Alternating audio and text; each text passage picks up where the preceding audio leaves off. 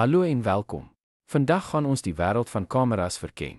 DSLRs en selfone is die twee mees gebruikte tipes kameras, elk met unieke voordele, afhangende van die gebruiker se behoeftes en die situasie.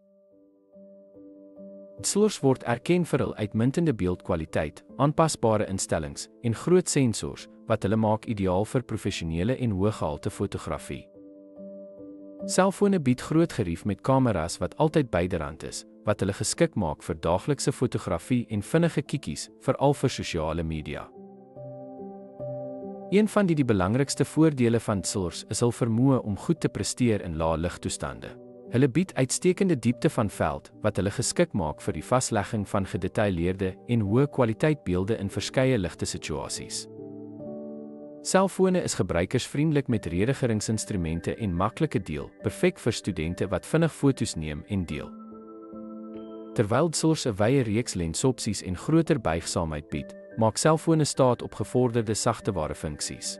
Dit sluit in portretmodus en nagfotografie, wat hul veelsidigheid verbeter ten spyte van vaste lense.